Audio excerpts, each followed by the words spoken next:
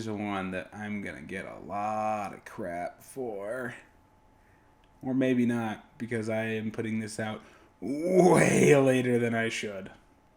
Hello and welcome back to another movie review. As always, I am Kelly, and I just got out of Frozen 2. Yeah, this is one of those ones that took me a little while to review. For two reasons. One is work, two is because this is one that I'm not sure I want to talk about. I have been seeing the discourse on this one. You either hate it or you love it. There's very little middle ground here. And I'm kinda on the hate it side because this movie was a mess. Now, for just quick background, Frozen 1 I do own. It's just not here in St. George with me. It's out in California.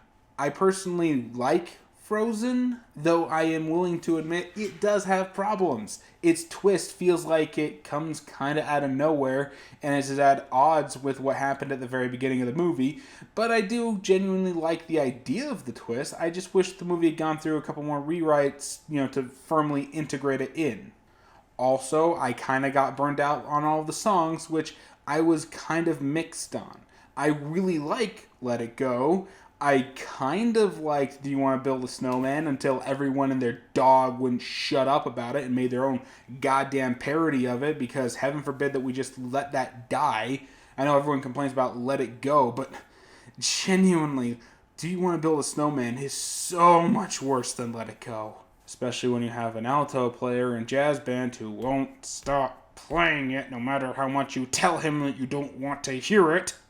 Also, I thought Olaf was pretty stupid, and I didn't really like him that much. I didn't like his, summer hot song, though I will admit it did give me a chuckle the first time I saw it. Yeah, I still recommend the first one. I don't think it's the quote-unquote Disney classic, but it is definitely one of the most marketable Disney movies out there, so take that for what it is. I say that because the first movie was such a high point that this really had a lot to live up to. And while this isn't one of the worst movies of the year, this will probably be pretty high on the most disappointing list because it didn't even come close.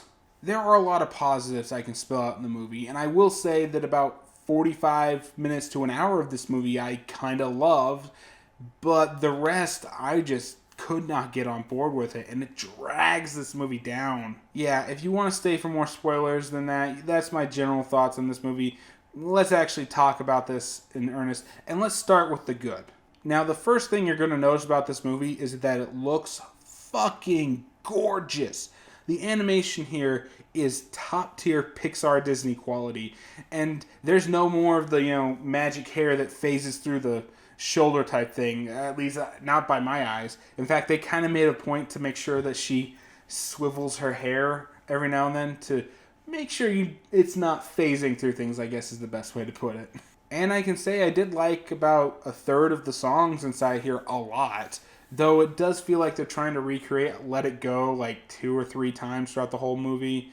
Like Elsa gets 2 songs and Anna gets one. It's like, yeah, we get it, you're trying to redo the song, but nothing's ever going to be Let It Go, and I don't think you should have even tried for that. You should have tried to make something else. But I still liked Into the Unknown a lot. It's a genuinely good song with some good build-up, and I do like the entire growth of the song through all the verses. It's well written, and I enjoyed it a lot. Honestly, on the subject of Into the Unknown, like with Elsa, I liked everything that Elsa did inside of this. When they're exploring her powers, learning more about these nature spirits and how she's the bridge that will come and bring them up. Oh, I'm sorry, did I make a spoiler there? No, I didn't spoil it because they spelt that out in the first 15 minutes, which is fine. I don't mind them spelling that out. I just kind of wish that they hadn't been so blunt about it. But honestly, I still like the journey that they sent her on. It really does feel like this is a good character direction for Elsa to go. Until the end, which I will talk about in detail later. But it genuinely felt like it was a superhero origin story in an era where people refused to give us a superhero origin story. Learning more about what Elsa can do with her powers, and learning about how they connect to these elder spirits, and fire, and wind, and water, and heart. Yeah, everyone's made that joke, so I might as well too. And while I wasn't a fan of the character journey that they kind of threw Anna on, I'll admit, it does make a good companion piece to Elsa. And honestly, whenever those two are on screen together, the movie instantly gets a lot better, in my opinion. They have great chemistry with each other, and it's well written and thought out enough that when they do have their back and forth, even when they're arguing, it genuinely does feel like these characters are arguing, and it's not some forced, contrived situation. That cannot be said for some parts in this movie, so I feel that it needs to be said here. And I mostly say that because we have to talk about the bad, which unfortunately does overshadow this movie, and it just drags it down. And starting off, you may have noticed that they did the fire, wind, water, heart stuff. Yeah, we've seen this before. The biggest problem with this movie that comes right out the gate is how predictable it is. This is something you've seen before and done a hell of a lot better elsewhere. Instant example comes to Avatar and The Last Airbender. When they're exploring the spirits and how they connect to reality and having a bridge between the two worlds through a magical connection. I mean, it's basically Avatar The Last Airbender, right down to the elements that they're using. It still works. I do like Elsa's connection to it, especially the water has memory side of things. But at the same time, I am going to say this once again, this shit has been done a hell of a lot better, and it was done a lot more concisely. For all of the exposition they give in this movie, I don't feel like I know much of anything about this world or how these spirits connect to anything. It's always given in the most overwrought, grandizing way that doesn't really tell you anything. Oh, we, the ancient people of this forest and this land that was sealed off for all eternity, were once at peace with these spirits, and they worked with each other, and we worked with them, or around them, or maybe something else, but we did that, and then something happened that changed all that. Okay, what happened? Well, Arendelle happened. Okay, so they attacked you. Why? Because your grandfather was evil. There's no way of putting any other spin on that. He was just a man who did not like us for reasons. Okay, why did he not like you?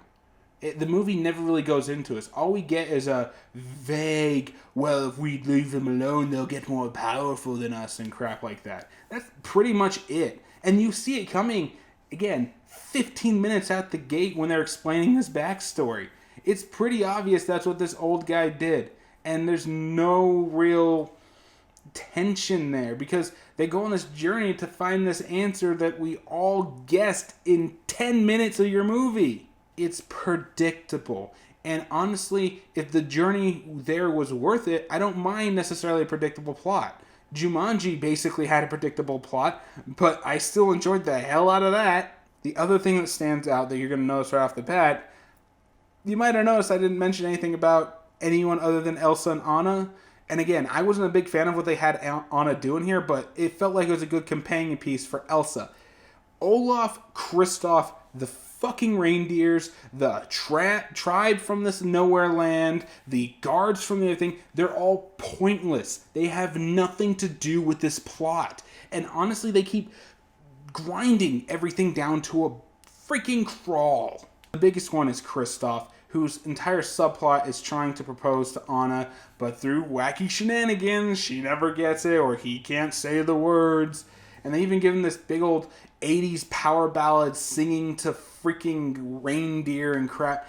It doesn't add up. It doesn't go with anything at all. It's meshing with your tone. And honestly, I've seen that done better in Friends. It was so stupid. It was boring even. But even worse than Kristoff is Olaf. And if you thought he was just kind of bearable like in the first movie like I was, yeah, he gets a lot worse in here. And I'm sorry, Josh Gad, but please just stop.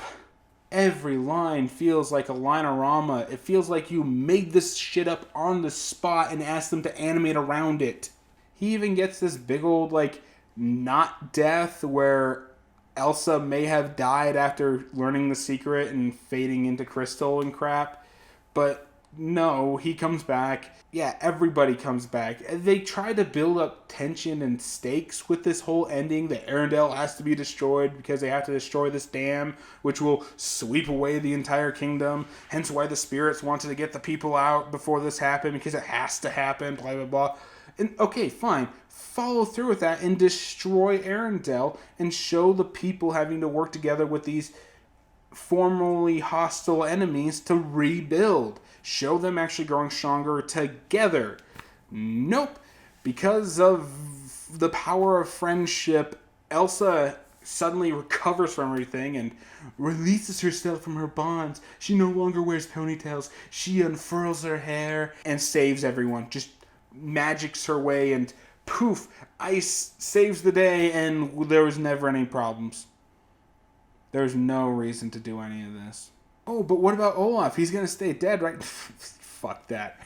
Magic. He's alive again, and he remembers everything because water has memory, blah, blah, blah. Oh, God. It's just, if you're not going to actually follow through with your stakes, don't set them up. Inside Out over there is still one of my favorite Disney films, period, because it genuinely felt like it had emotional stakes. This never gives us anything. Hell, Moana had more stakes than this. And most of that was just surfing on the ocean. That's just 90% of that movie. But yeah, it's a hard one to talk about because it really does genuinely feel like it's being propped up for what it isn't rather than actually looked at for what it is. If I were to sum up this entire movie in one go, it's an hour and 40-minute movie with about 45 minutes of actual plot. That plot is genuinely engaging, predictable, done before, but it could have worked maybe with a little more rewriting, and it's genuinely engaging. But everything else is, it's just trying to sell you more toys. That's it. So my personal final verdict on this one, this is a wait for Netflix or Disney Plus. I'm going to have to change that to Disney Plus now, so why not? This really does feel more like a sequel to Olaf's Christmas Adventure rather than actual Frozen 2. It's not horrible. It's not something that's offensive. It's not going to be bad for your kids. I'm sure that a lot of kids really like this one. Personally, I know that Disney can do a hell of a lot better than this. And if I were to compare this to, say, Toy Story 4, which was a soulless cash grab that was done but still had some heart and humor into it, honestly, Toy Story 4 was better than Frozen 2. So I think that's probably the most damning thing I can say about it. And that's it for me. Did you enjoy the video? Am I wrong? Did you like the original Frozen? Are you sick of it like everyone got? Leave your comments down in the comments down below, and let's get some healthy discussion going. And as always, if you like what you saw, be sure to like button, share, subscribe for more. Tell it out to your friends. You know, one day I hope to possibly be making those big YouTuber bucks doing this. So let me know if there's any way to improve at all in the comments down below. Also, I have been streaming completely consistently on Thursdays at 11 p.m. Mountain Standard Time right here on this channel. I don't go over to Twitch, though I might end up doing that depending on how Copa turns out in the next couple of weeks. Right now we're playing a randomized Nuzlocke of Pokemon Platinum, and once we're done with that, I'm probably going to move over to a Final Fantasy game and an actual console, assuming Christmas goes the way I think it is. And yeah, that's it for me, so I guess I'll see you all next time.